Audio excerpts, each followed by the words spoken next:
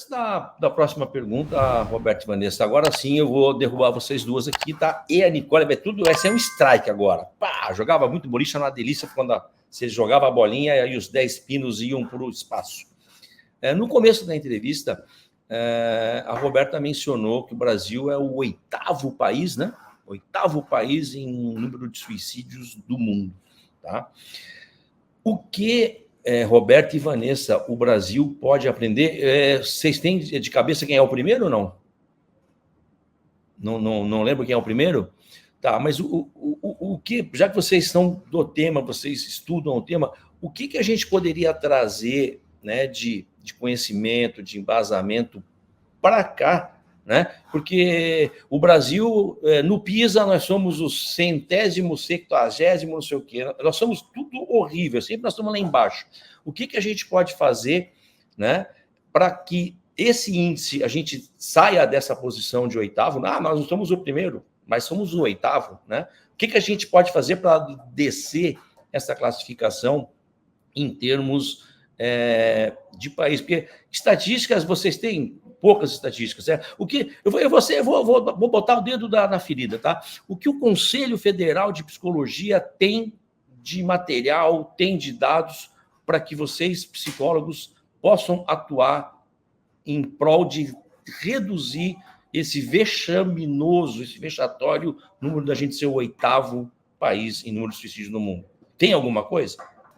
Bom, acho que são vários pontos. Vamos primeiro começar aí com, né, o que de fato a gente pensa aí no país de modo geral, né? Se a gente for pensar, a única lei que tem, ela é uma lei de prevenção ao suicídio vergonhosa, assim, vergonhosa no sentido de que só traz que a gente tem que fazer a notificação e que precisaria ter medidas e falar sobre o tema, né, de modo geral, nas escolas, e não realmente divulga isso, não se organiza. Então, hoje ainda carece uma linha de cuidado em termos de política pública voltada ao comportamento suicida. E quando eu digo uma linha de cuidado, quando essa pessoa, né, seja ela criança, adolescente, adulto, idoso, né, porque a gente está falando de uma população adulta, mas dá para ser aplicado esse baralho também com a população idosa. A população idosa é uma população que tem alto índice aí de tentativa suicida, principalmente no cenário de desemprego, que passa a ter essa sensação de inutilidade, né? Então, a gente precisa ter uma linha de cuidado. O que seria essa linha de cuidado? Realmente, esse usuário ele é atendido numa atenção básica. Como que os profissionais da saúde vão estar preparados? Ele já vai para uma atenção secundária, onde que ele vai buscar um tratamento psicológico. Como os profissionais, sejam eles de políticas públicas, ou nós, que muitas vezes estamos na clínica, vamos estar fazendo esse acolhimento? A família está preparada para manejar a crise ou não? Ela subestima o risco ou não? A nível terciário, hoje a gente carece, né, muitas vezes de hospitais de qualidade e clínicas voltadas ao processo de internação, ainda subestima do risco, né, o zombar do sofrimento. Então, eu vejo que, se a gente for pensar, Ricardo, assim, não é à toa que o país, né, está nesse índice tão alto, assim, porque realmente a gente não tem ainda uma política pública. E quando a gente fala, né, eu tentei fazer várias vezes, muitas vezes notificação, né, porque é indicado que nós profissionais, mesmo que estejamos na clínica, façamos uma notificação quando a gente tem um paciente que tem uma tentativa. Por quê? Porque daí assim a gente vai tendo um número mais real e pensando, poxa, então, se a gente tem um número mais real aí, o que precisaria ter de investimento, né? Seja em entidade, seja olhar para esse tema, enfim, né? E o que a gente vê muitas vezes é muito mais uma fala no Setembro Amarelo, pontual, falando sobre o tema e não um investimento público em termos de linha de cuidado. E aí aqui eu destaco a Noruega, outros países que já tem toda uma linha de cuidado. Se a gente for pensar no comportamento suicida, o que seria indicado, né, Ricardo? Tanto em Conselho Federal para pensar e ter lives, né, e parabenizo a Sinopse por estar fazendo uma live sobre esse tema, né? O que a gente pensa no comportamento suicida? Vai envolver intervenções e atuações da nossa categoria, desde a prevenção, a avaliação, tratamento, reabilitação e pós-venção, que é quando, de fato, a pessoa ou o psicólogo pede alguém por suicídio, infelizmente, quais são as medidas? Porque se a gente não fizer medidas de pós-venção, o ciclo continua, o risco suicida continua, e aí a gente vai tendo sempre essa bola de neve que vai circulando aí, a gente acaba não tendo medidas. E, por exemplo, a Noruega tem uma linha de cuidado toda voltada a todas essas etapas, inclusive de profissionais qualificados, onde que a pessoa pode ligar, né? Aqui a gente tem o CVV, né, que é um ótimo recurso, mas a gente precisa de ainda outras estratégias para ser pensado. Então, eu vejo que não é à toa que a gente precisaria ter mais materiais do Conselho Federal de Psicologia, mais baralhos como esse, mais cartilhas, mais publicações, e também mais políticas públicas voltadas para isso, para realmente, né, o país não ficar nessa colocação. A Roberta falou sobre serem várias questões envolvendo esse tópico, né? E realmente, uma coisa que me chamou a atenção na fala dela foi ela citar a atenção terciária, né? Que muitos profissionais acabam zombando, e o número de pessoas que tentam suicídio, que são internadas em hospitais, sejam psiquiátricos ou hospital geral, que passaram por esse tipo de situação de não serem acolhidos pelos profissionais de saúde no geral é muito grande, né? E isso aumenta, inclusive, o risco de outra tentativa de suicídio. Então, é interessante a gente pensar numa capacitação que ela saia só do profissional de saúde mental, porque não é só o profissional de saúde mental que vai lidar com o suicídio, são diversos profissionais, né? Então, a gente precisa dessa capacitação em um nível maior. E até falando do Brasil como o 8º país, né, onde mais se tem suicídio, acho que uma das razões da gente estar ocupando essa posição tão alta nesse ranking é que a gente tem uma desigualdade social muito grande, né? E essa desigualdade social, apesar de nós psicólogos a gente poder estar ativo nisso, não vai ser resolvida por nós, né? A gente precisa estar ativo nisso, mas ela é resolvida a níveis maiores. Então, nosso papel é cobrar também dos nossos representantes políticos por isso também, e votar direito, né? Então, várias questões envolvendo isso mesmo. O nosso programa é visto por muitos estudantes, tá? A Roberta mencionou a questão de fazemos uma notificação. Para quem está nos assistindo aqui agora e não faz ideia do que seja essa notificação, Roberta, o que é um psicólogo notificar quando toma conhecimento de um caso? Ou da tentativa, né, no caso? A lei, né, sugere, pede que quando a gente tem um paciente que tem uma tentativa, um indicado é preencher uma ficha onde que a gente vai colocar os dados daquele paciente e dizer que houve uma tentativa. Né, a ideia é que possa ser acionada a vigilância epidemiológica para que a vigilância epidemiológica tenha noção desse dado. Então, essa notificação seria preencher realmente uma ficha onde que está disponível, né, violências autoprovocadas, e dentro dessas violências autoprovocadas seria essa notificação. Só que o que a gente vê muitas vezes é que, por nós, quem está na clínica, não ser um profissional que está dentro daquela unidade básica de saúde, ou dentro, muitas vezes, do hospital, esse dado acaba não chegando, né, para a vigilância, e não tem comunicação. Se eu não sei o dado, eu não vou investir em política pública, né, então vira uma bola de neve aí, né, e o que a gente diz é que os dados hoje são muito incertos, acaba sendo aí uma subnotificação, né, o suicídio aparece nas mortes por envenenamento, acidente de trânsito, aparecem outras mortes que não, de fato, né, muitas vezes aí o suicídio.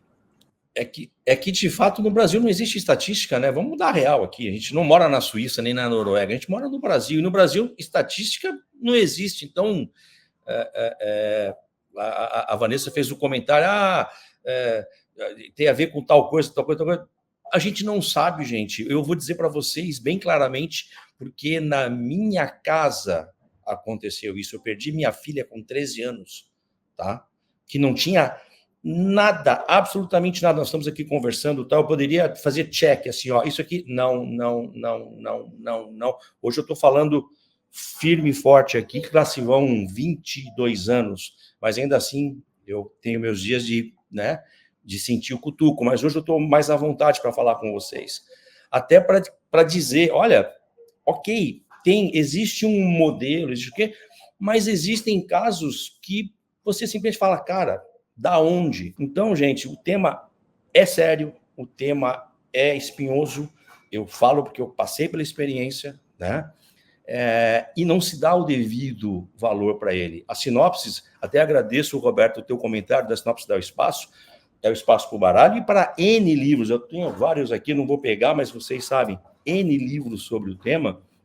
Por quê? Porque eu vivenciei essa situação, eu sei a dor que é, e eu me vejo na obrigação de, enquanto editor, de entregar, fazer o que eu posso. Agora, eu não aceito, entende, Roberto e Vanessa, que outros entes não façam o mesmo, né? Vocês estão atuando na área, vocês também não podem aceitar que outros colegas também não abracem a causa e que não vão mais fundo no caso, entendeu? Vocês têm um conselho federal que está aí para fazer as coisas, um conselho federal que fatura milhões por mês, e eu, sinceramente, eu não pago, vocês pagam religiosamente todo ano. Eu não vejo absolutamente nada do Conselho Federal de Psicologia do Brasil. Nada. E sobre esse tema, então, menos ainda. Nós, no ano passado, chegamos a produzir e dar uma cartilha sobre psicologia. Mandamos imprimir o material, distribuímos para vários psicólogos, ao longo do ano passado, compraram um livro nosso, e junto foi uma cartilhazinha para falar sobre o tema. Então, a gente pode fazer aqui no nosso micromundo algo para ajudar, mas, e aí vocês têm que fazer parte também, você que está nos assistindo aí, você futuro profissional de psicologia, você estudante, você tem a obrigação de cobrar o seu conselho para fazer as coisas, porque senão vai ficar a Roberta, a Vanessa e mais um monte de autor aqui de livro trabalhando para melhorar, sem suporte, dependendo de uma editora que nem a nossa e mais uma meia dúzia de editoras que se propõem a publicar as coisas, entendeu? Brigando para vender o livro. Esse livro, a Roberta comentou, políticas públicas. Não existe política pública, não existe nada, ninguém faz nada, né? Não é só por essa causa. Essa causa, quando eu falei no começo para vocês, essa causa para mim é muito, muito grata, muito cara, entendeu? Porque eu vivi na pele, eu sei a dor do que é, tá? E isso me indigna muito enquanto pai, né, que passou pela situação, enquanto cidadão que vê diariamente pessoas tirando a vida no Brasil por N coisas, tá, Vanessa? Não é só questão de social, não vamos politizar isso, não é isso, gente. As pessoas tiram a vida por um monte de coisa. Não tem a ver por ser rico, por ser pobre, entendeu? Tem a ver por uma série de coisas que é isso sim que a gente tem que estar aqui discutindo e trabalhando. Peço desculpas, Roberta, Vanessa, peço desculpas para você que está assistindo aqui, mas eu tenho que fazer esse desabafo. E enquanto eu for diretor dessa empresa aqui, né, eu costumo dizer que eu sou proprietário de uma empresa, porque no Brasil quem dirige empresa é trouxa, né? Porque a gente só toma na cabeça, mas ok, vamos lá. Enquanto eu estiver aqui, vou brigar, não sou psicólogo. Você é psicólogo? Não sou psicólogo. Então, eu falo mal do Conselho Federal de Psicologia, sim, porque eu não vejo nada deles, nada. No Covid, assim, a nossa editora, outras editoras, todas vocês aí, derem a fazer live, o Instagram é bombado de live, de coisa, parará. O que o Conselho fez? Nada. Mesmo. O Conselho fazia assim, estamos em Covid, não estamos nem atendendo. Agora, depois a Covid acabou, eles continuaram não atendendo depois também. Então, gente, está na hora, se a gente quer tirar o Brasil daquele 8º lugar nesse assunto aqui e levar lá para 100 e pouco, está na hora da gente envolver as pessoas. E sim, Roberta, a questão da política, sim, aí se aplica. Quem é que está lá em Brasília, né, puxando a causa? Porque ter uma lei, que nem falou a Roberta, tem lá uma lei e tal, mas uma lei já não é nada. Uma lei por si só já não serve para nada. E uma lei mequetrefe, que se for ver não serve para nada, então melhor não ter nenhuma, tira a lei lá. Ou vamos pegar alguém, né? Vamos, eu me incluo aí. Vamos no setor de psicologia arrumar 1, 2, 3, 5, 10 deputados, não importa o partido. Esse assunto é esta política, esta esquerda, esta direita. Esse papo tem que acabar. O problema é, temos um tema sério. A gente tem a estatística de quantos suicídios por ano, pelo menos, Roberto? No Brasil? Existe esse número, pelo menos? oficial. Ele é um oficial, a gente pode até olhar agora atual, mas ele é muito incerto, Ricardo. Aham. Ele é muito eu posso te dizer em uma porcentagem, que é uma estimativa, mas ele a gente já diz, vamos imaginar, o que eles trazem, né? Claro, fazendo recorte populacional, em termos de adulto, a porcentagem que acaba tendo uma tentativa aí é em torno de 10%. Mas o que eles calculam, né, é que morte por suicídio é em torno de 10%. Mas a tentativa é 8 vezes maior. Então, realmente, aí é um dado muito, muito alarmante. E, claro, né? Temos um problema gigantesco na mão. Ó, você que está assistindo essa live não, essa gravação aqui, tá? Isso é um programa gravado, tá? Você que está nos assistindo aqui agora, né, e é profissional da área ou é um estudante, né, de psicologia e que vai vir, né, militar aqui depois, tá?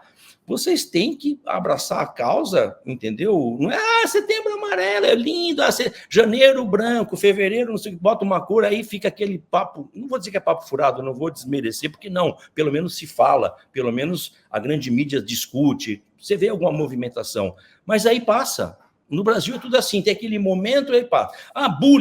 Bullying, entendeu? É um assunto que não vende muito livro, vocês sabiam disso, não? Bullying, todo mundo sabe que acontece, tal. Sabe quando vende um monte de livro de bullying?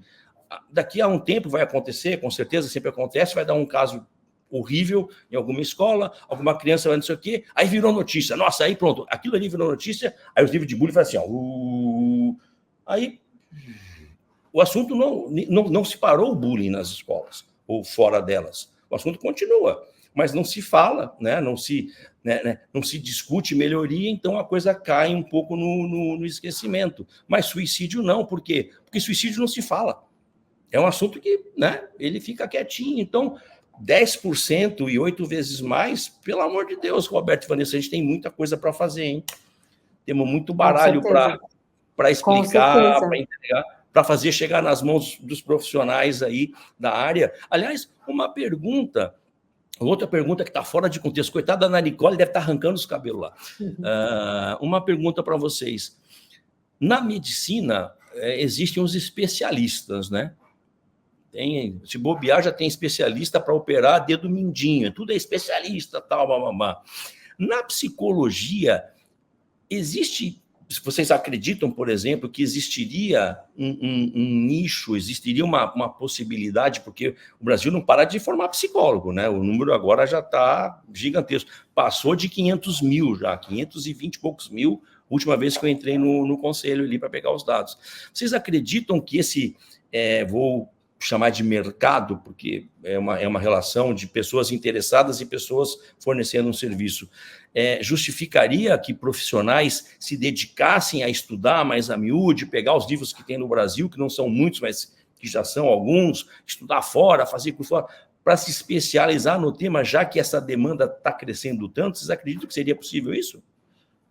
É o que eu tenho feito, Ricardo. Hoje não é à toa que eu estou orientando pesquisas na graduação, no mestrado, para realmente cada vez mais trazer um conhecimento aí especializado, né? Acho que a gente precisa cada vez mais saber, inclusive, né, como você trouxe, eu lamento a sua perda, e realmente quando a gente fala por luto por suicídio ainda é menos falado ainda, então acho que a tua fala foi muito pertinente, porque eu estou orientando agora uma aluna que ela está terminando de defender a dissertação dela, que a gente criou um protocolo da TCC, depois vamos mandar uma aralho aí para a Sinopse, que ela criou um grupo específico de luto por suicídio, e o que mais a gente trouxe de resultados é que esse tipo de morte, ela ainda mais estigmatizada, porque quando ocorre um luto, né, de modo geral, as pessoas de modo geral vão amparar a pessoa, vão dar suporte, quando é uma morte biológica ou uma morte por acidente, vão dar um amparo.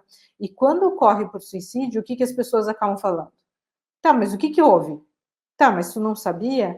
Você não preveu? E isso vai gerando um processo de culpa e é um processo que a gente também precisa falar. Então, a gente precisa ter realmente, né, Ricardo, acho que tu traz aí um ponto muito, muito importante, que é, a gente precisa falar sobre o luto também por suicídio, porque ele é um fator de risco, E ele é um luto estigmatizado, onde que a pessoa sofre em silêncio, porque a sociedade não valida e diz, não, vai ficar tudo bem, né? Ou como se fosse a responsabilidade de quem perde.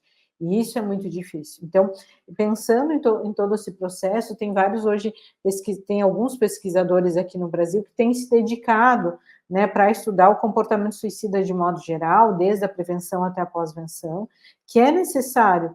Por quê? Porque é uma demanda que cada vez mais vai aparecer no consultório, e a gente precisa ter intervenções que são baseadas em evidências, né? Inclusive, teve uma orientanda minha que encontrou, Ricardo, ela terminou uma revisão agora, sabe quantas intervenções de luto por suicídio tinham no Brasil publicadas? 2. Ela fez uma revisão da literatura e só tinham 2 publicadas. Então, ou seja, a gente está entrando aí numa seara, numa realidade que ainda carece de pesquisas, e se carece de pesquisas, podemos questionar as intervenções que a gente faz, né? Ou seja, será que realmente eu estou fazendo uma intervenção baseada em evidências e adequada? Será que realmente o meu tratamento é eficaz ou não, né? Por quê? Porque carece ainda de olhar para isso. Então, certamente, aí é uma área que cada vez mais, pensando em futuros estudantes que vêm assistir, né, essa live gravada, é um diferencial, sim, do trabalho você se especializar em comportamento suicida. E quando a gente se propõe a trabalhar com pessoas que têm essa demanda, não só é um diferencial, como é necessário a gente entender de comportamento suicida, né? E a Roberta falou sobre o luto por suicídio. Poxa, a gente quase não fala de suicídio. Quando a gente pensa em suicídio, a gente pensa em morte também. Então, suicídio, morte, luto, juntando tudo isso, é um grande tabu. Então, a gente não olha o tanto quanto a gente deveria olhar para as pessoas que estão passando por um luto suicídio. E isso é muito grave, né? Porque você perder alguém por suicídio é um fator de risco. Presenciar esse suicídio também é um fator de risco. Então, a gente está falando de vários fatores de risco, a gente tem estratégias voltadas para pós-venção. Os profissionais, eles têm uma insegurança muito grande relacionada a suicídio, relacionada à morte, relacionada a luto.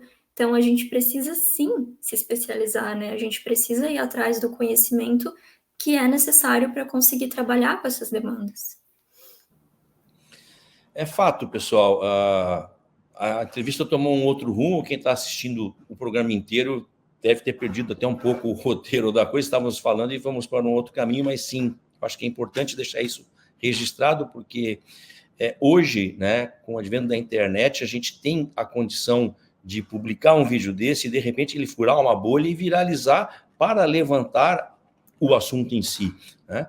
E quando vocês estão mencionando a questão do luto por, né, passei pela fase, busquei tratamento, né, psicológico, tive alta. Então, aliás, nunca vou me esquecer do dia que a colega de vocês falou assim: Ricardo, se você veio, né, você veio para cá para falar, para resolver essa questão, estou te liberando. Se você quiser continuar para falar de outra coisa, volta semana que vem, né? E aí eu me culpei por ter, de uma forma meio rápida demais, ter ultrapassado. E ela me explicou, cara, não é anormal isso, sabe? Não te culpe por ter conseguido virar a chave, né?